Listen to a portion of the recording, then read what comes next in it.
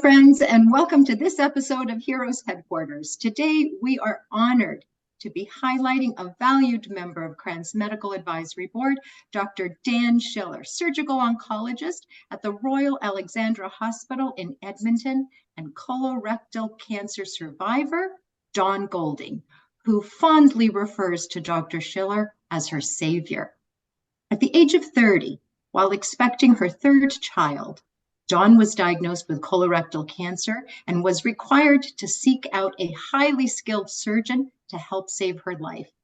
Dr. Schiller was the answer to her many prayers as Dawn moved forward with much courage and determination with Dr. Schiller by her side. Please watch this inspiring and heartfelt patient-clinician account that is moderated by Mr. Ryan Clark from Eversana, Canada. I believe it will leave you believing in human marvels. Enjoy, my friends.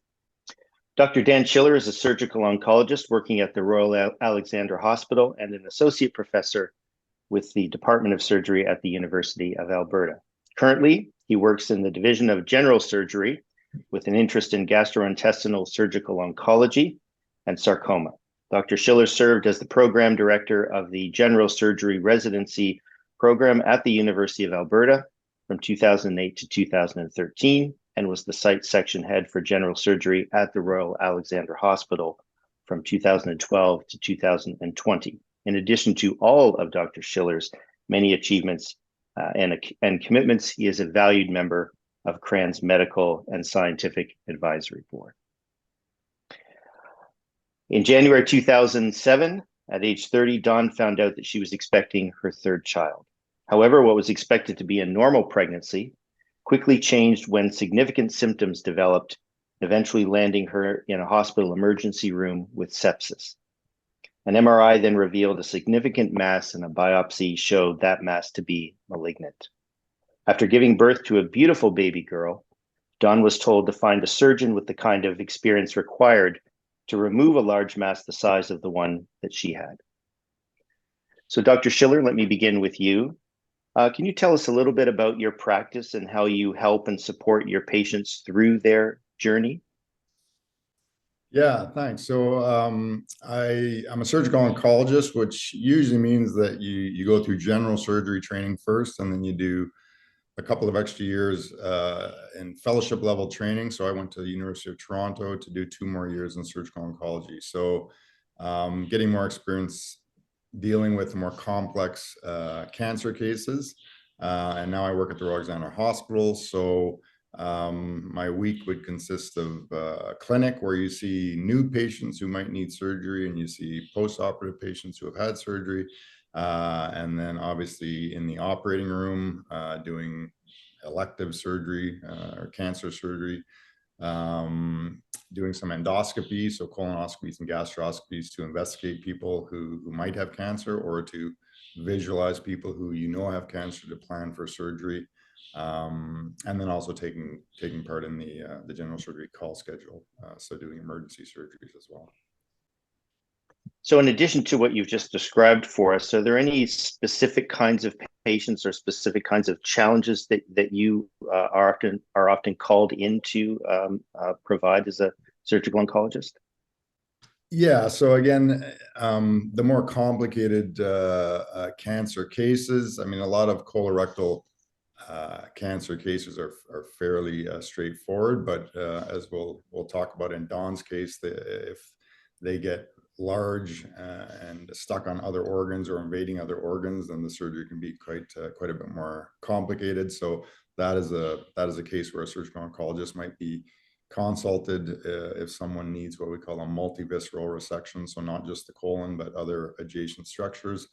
And then we're often involved in the multidisciplinary tumor rounds at the cancer center, so discussing with the medical oncologists and radiation oncologists and pathologists and radiologists about these complicated cases, and what's the best way to approach them, and what's the best sequence of treatments to give them in terms of surgery, radiation, chemotherapy, now sometimes immunotherapy, et cetera. And you mentioned Dawn's case. Perhaps before we get into it, we'll hear from Dawn in a moment, but can you just tell us maybe about that initial time, that first time you met Dawn, sort of thing? Yeah, I can still still remember it quite vividly. So I had come back from my training in Toronto not that long before I met her, and I actually was referred her by one of my colleagues in another hospital, a general surgeon who had I think done her endoscopy to make the final diagnosis, and had referred her on to me. So she was, a young mother of two, and while she was pregnant, she had, I think, and Dawn can give the actual details, but as I recall, she had been to the emergency department multiple times with complaints of, abdominal discomfort. She wasn't gaining weight. Her hemoglobin was low-ish. I think at one point she had a bit of bleeding per rectum, and those are all things that in an older person you would be worried about something going on, such as a colon cancer. But in a young person, especially someone who's pregnant, you could attribute that to, oh, well, it's because you're pregnant. You've got abdominal pains because you're pregnant. You got a bit of rectal bleeding. You can get hemorrhoids when you're pregnant. So I think she had multiple visits to the emergency department, and colon cancer is not going to be high on anyone's list for an otherwise healthy 30-year-old. But eventually she presented with a bacteria in her bloodstream, which is classically associated with something going on with the colon, which would be very unusual for someone, an otherwise healthy pregnant person. So that finally tweaked someone to say there's something going on here. And they did an MRI, which showed a very, I still sometimes use this in my teaching sessions with Dawn's permission, but it essentially shows the baby, and up in the left upper quadrant is a big tumor between the colon, the stomach, stuck to the spleen. And so that's eventually how the diagnosis was made. She went on to have an endoscopy, which confirmed a cancer in the colon. And actually, when they looked down in the stomach, the tumor had eroded through into the stomach. So from the stomach, they could see the colon cancer eating through into the stomach as well. I see. Dawn, thank you for joining us. Thank you. Why don't you start by, of course, telling us your story? Well, I was young. I had 2 previous healthy pregnancies. So I was a young mom of 2 young girls. The 3rd pregnancy was challenging, and I felt it shouldn't be. I had a number of symptoms right from the beginning. I was tired, anemic, nauseated, everything, all the normal pregnancy symptoms you could get. I had them. And of course, everything was dismissed. But I had 2 normal pregnancies. I felt there was something else wrong. As the pregnancy progressed, the symptoms got worse. I was constipated. They treat that with a stool softener. I was anemic. They treated that with iron supplements, which caused constipation. So it was an endless cycle. And of course, I was, again, tired. But yeah, they said it was all normal pregnancy symptoms. And you have 2 small girls at home. You're getting older now. And I felt 30's not old. I shouldn't be this tired. And yeah, I kept going back, and again, I just felt something wasn't right, and the weight gain wasn't coming. And yeah, and finally, I would have these episodes where I would shake, shiver, a fever would spike, eventually a headache. That started happening like once a week, then twice a week. And I went back to my doctor again. They were like, oh, that sounds like gestational diabetes. We'll send you to a clinic. We'll teach you how to read some labels. and you'll be good. You'll be fine. Happens a lot. And I'm like, no, I don't think so. So I went on the gestational diet. I tried it. But again, the symptoms were still coming, lasting longer, coming more frequent. And I ended up, like Dr. Schiller said, an emergency. And finally a different doctor see me, and he was, there's something going on. And the least I'm going to do is figure out what it is. And he told me he had 3 diagnoses in mind. And the last one was meningitis. And he's like, that's going to be a spinal tap. I said, okay, I'll make a deal. You rule out the other 2 before you do the spinal tap. And he's like, yeah, okay, fair enough. Everything came back clear. Everything was good. He ruled out everything he wanted to, but he was still stumped. So then finally they did some blood cultures, and there was a bacteria growing, and they were like, where is this coming from? But yeah, I ended up having to stay in hospital 3 weeks, IV antibiotics, testing, imaging. My 5-year-old daughter was getting ready to go into kindergarten, so I asked for a weekend pass to go home so that I could get her ready for school and have a little bit of normalcy in her life. And that Friday was the day that they found the tumor. And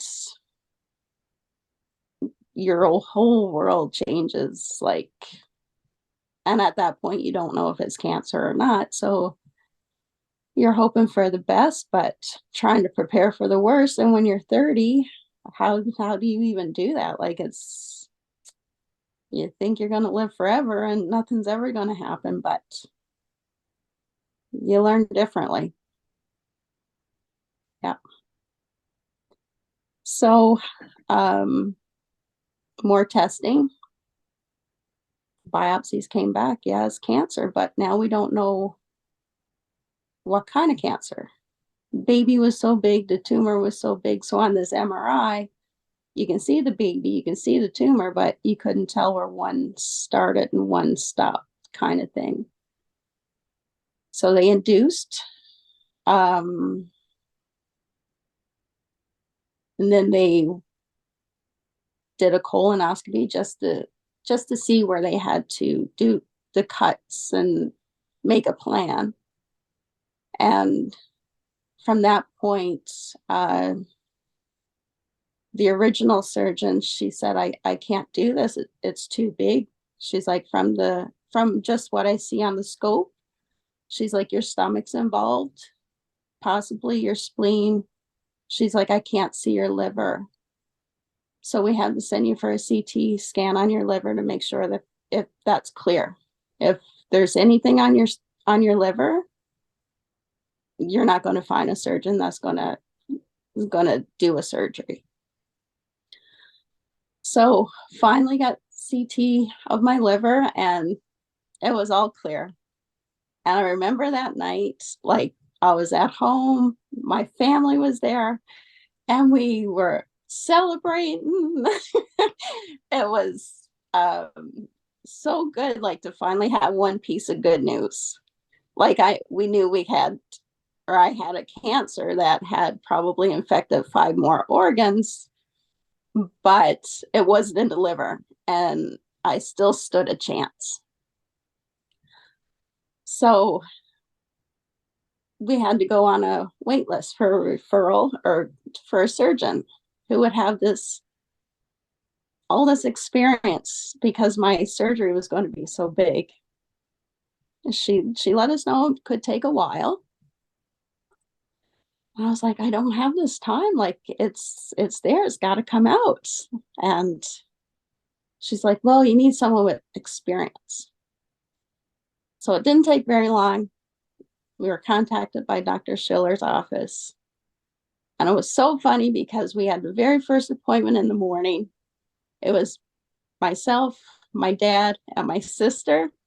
And we saw this guy come in, go past us in the hallway, and he goes down the end of the hallway, unlocks the door, and we're like, that must have been the janitor. They must. Well, this guy came in the other way and unlocked the door for us. It's like, hi, I'm Dr. Schiller. And from there, yeah, it was, I mean, there's no words to describe it. Like, you're so scared, you want the best. You have this young family at home. And first you were given some hope, and then it was taken away. And then you're meeting with this doctor, this surgeon that said, yeah, I can do the surgery, but you know what? It's not looking good. I mean, Dr. Schiller gave it to me straight. He didn't sugarcoat anything. And at that point, you don't want sugarcoating. You want to know what's ahead of you. He told me I should go home and make arrangements for my kids. And I was so naive. I was like, oh, don't worry about it. My parents are here from Newfoundland. They're going to take care of the girls and it's going to be fine. And he's like, no, that's not exactly what I meant. And then it kind of clicked. I was like, oh. And from that moment on, I just had tunnel vision, how I wanted this to play out. There were no other options, only let's get it out, get it done, and make me healthy again, because I want to see my girls graduate high school. And we did. So now I'm like, okay, now I want to see them get married. So it's always planning ahead. It's always something else to look forward to. That's wonderful, yeah. Dawn. No, and your sentiments are right on. Let me go back to Dr. Schiller, and thank you for sharing.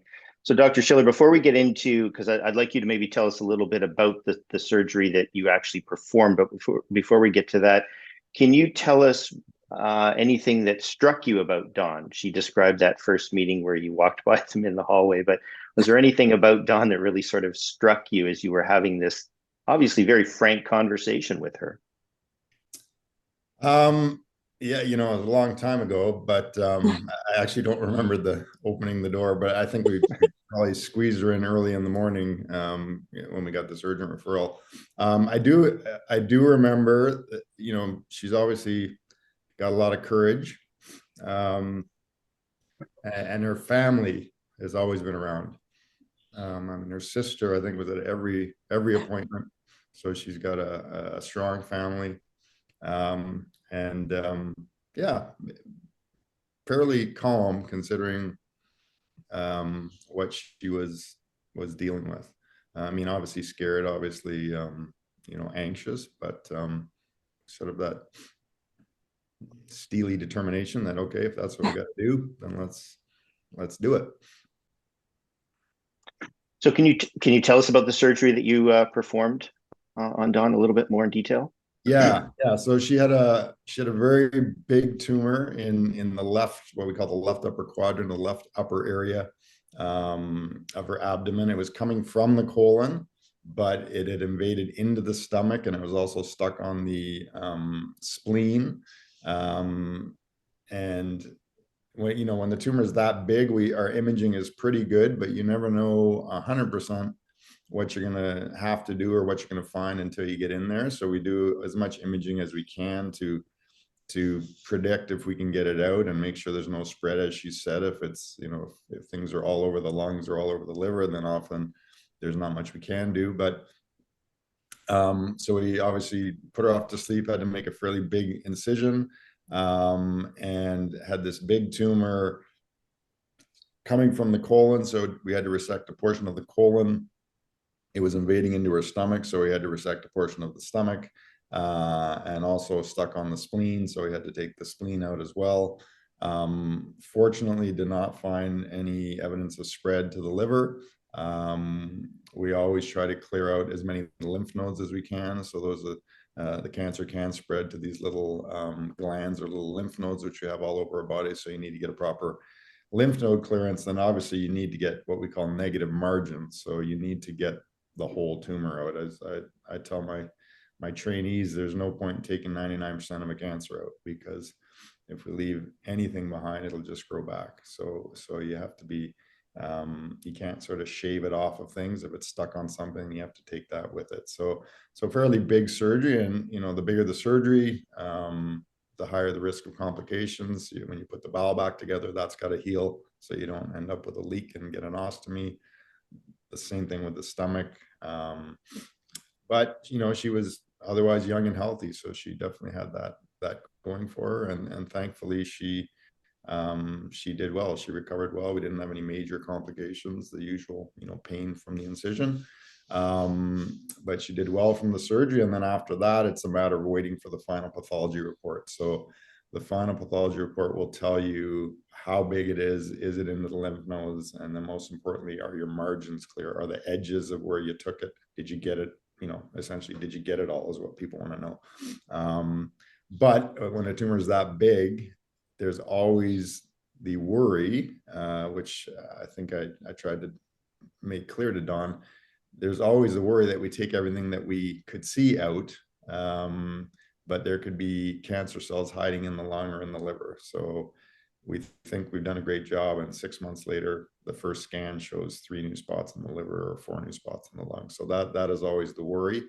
Even when we think we've got it out, that we have to follow them going forward and hope nothing else comes back. And if it's this big and this advanced, usually they would get some chemotherapy to try to kill any cells that might be hiding in the body. But yeah, I remember it being a big surgery.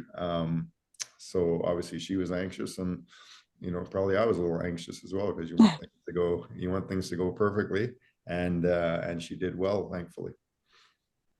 Excellent. So Dawn, let me turn back to you. Obviously, you've been given this diagnosis. You've met Dr. Schiller. You want to talk a little bit about how he commented about your steely determination, but sort of emotionally, psychologically, and let's maybe start with kind of the eve of surgery. It might seem like a sort of an obvious question, but how are you feeling? Anxious. You had to do this clean out. You had to do all these dietary restrictions for so long, and then the final clean out. And I was at home, brand new baby. She was just 2.5 weeks old, and I had a 4 and a 5-year-old little girl home. And the night before surgery, we tried to make it as normal as possible, and just enjoy that time. I remember we had to be at the hospital really early the next morning. So it was a early night, and I was still thinking, you know what, they're going to open me up. It's all going to be a mistake. It's not going to be there. Being naive. Denial sometimes is bliss.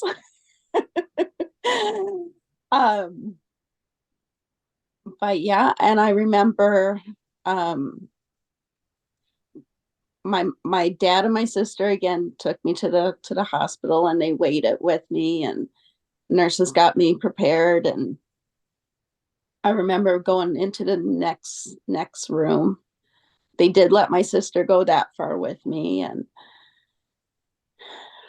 by this time I was shaking, I was shivering, and I think that was the first time like I let my nerves get to me, and I was like, okay, maybe I can't do this. But it was still again that tunnel vision. I gotta beat this, and I will. And Dr. Schiller, he's like, you know what? I'll give you something just to relax you, just to, before we even start anything. And my sister was there beside me, and I remember them taking me to the theater, and my sister kind of was off to the side, but I didn't realize Dr. Schiller pulled her aside and said, "Hey, where are you going to be today?" And she's like, "Well, you know what? I want to keep my mind busy. I think I'll go to work." And he's like, "No." He's like, "Stay close." He's like, "Find somewhere where there's cell coverage. You and your dad go get something to eat." It's like, because we never know until we open up how bad it's going to be. And there may be decisions that have to be made. He said, "So give me your cell number and I'll call you." Well, my sister said that was the longest hour, 2 hours, however long it was. She's like, "Me and dad, we went to find a place to sit where we knew we had cell coverage, and we waited for that call." And she's like, "When we got the call, he's like, everything's going smoothly. It's better than we expected," because they expected a lot of blood loss. They had, everything ready to go. And he's like, "She's doing good. It's going to be okay." So that was a big relief. But yeah, and from that point on, it was like, okay, you know what? I can do this.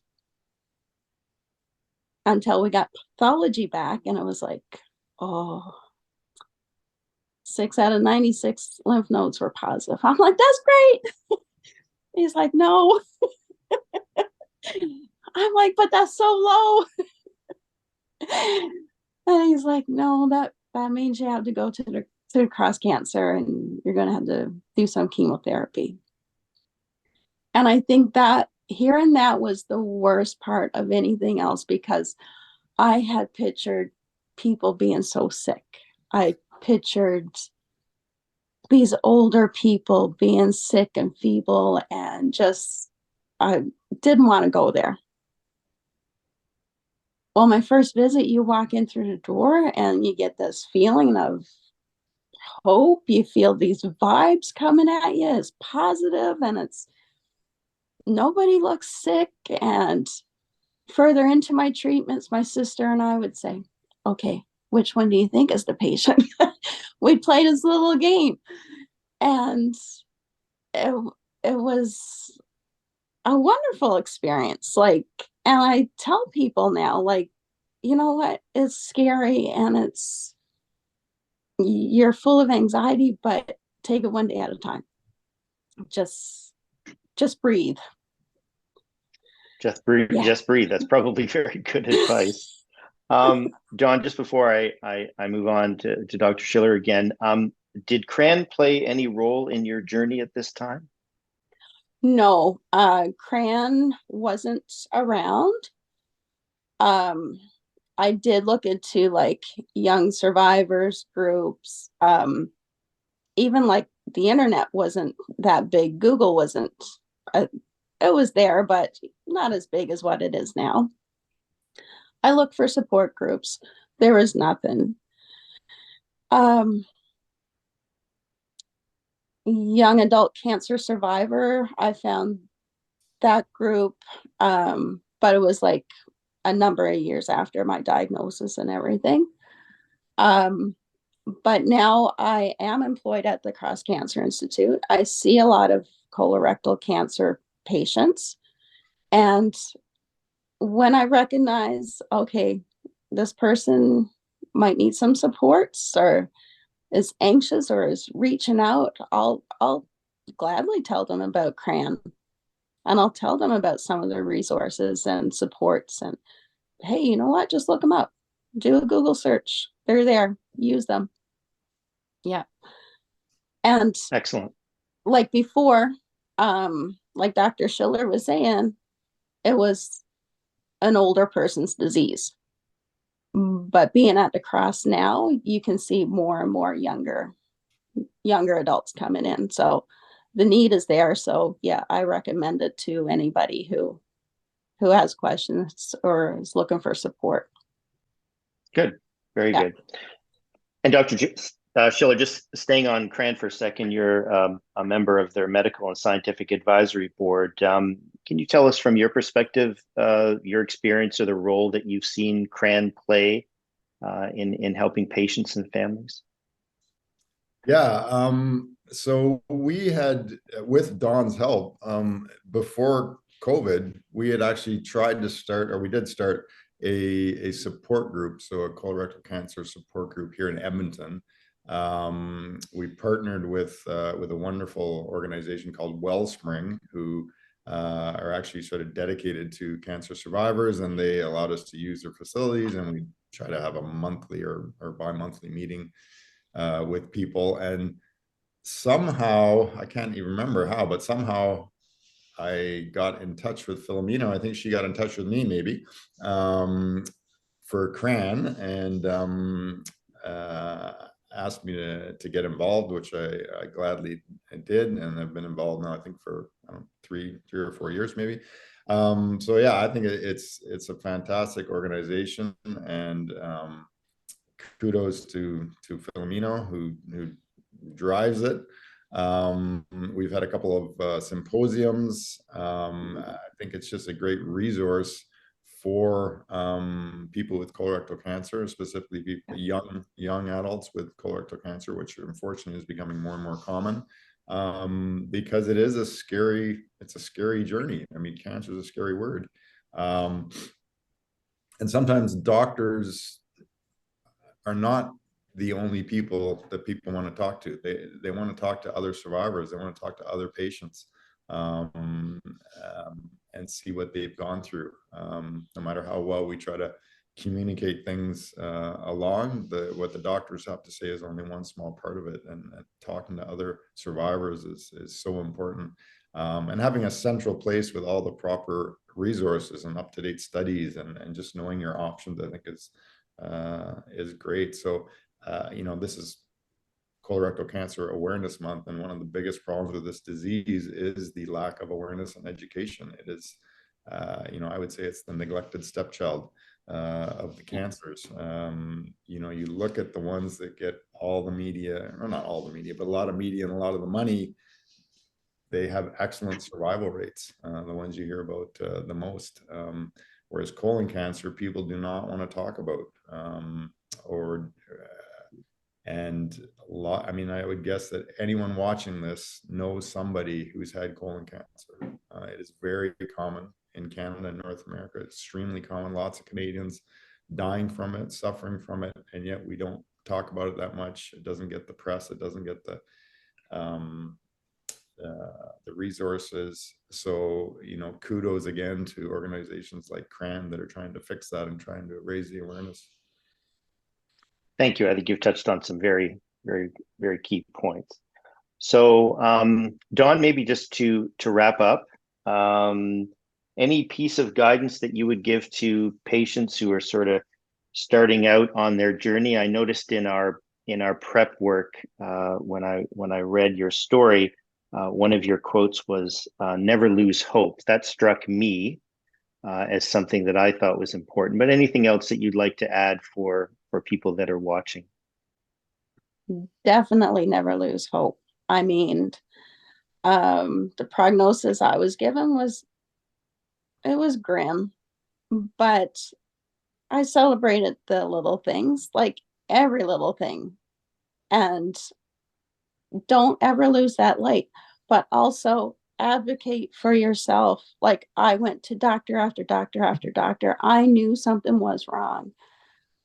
And I hear the same story over and over again now. Like, I went to my doctor about this. It was dismissed because I had this issue, or I was going through that, and it's a normal symptom of this. And if you feel something is wrong, keep at them, call them every day, ask for testing, be your own advocate, and be that squeaky wheel, because that's the one, is gonna, it might be annoying for the one answering the phone, but yeah, definitely don't ever give up.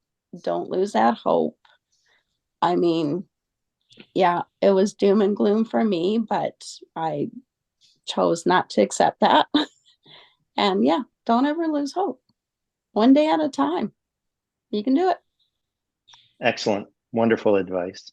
One of the most touching moments for me with Dawn was we had one of our colorectal survivor meetings at Wellspring, and we had a little presentation, and Dawn came with her daughter that we have the MRI scan of sitting right beside this big cancer. And I think she was 10 years old, and Dawn named her Hope. And then came up to me and told me she wanted to become a general surgeon. And I still can't even say that without getting choked up. So very thankful to be involved with Dawn. Her name is Hope. What else could I name her? At that time, like going through that, her name was Hope, definitely. And she's 15 now, and big dreams of pursuing the oncology path. Thank you both. That was wonderful. That was very good. Thank you.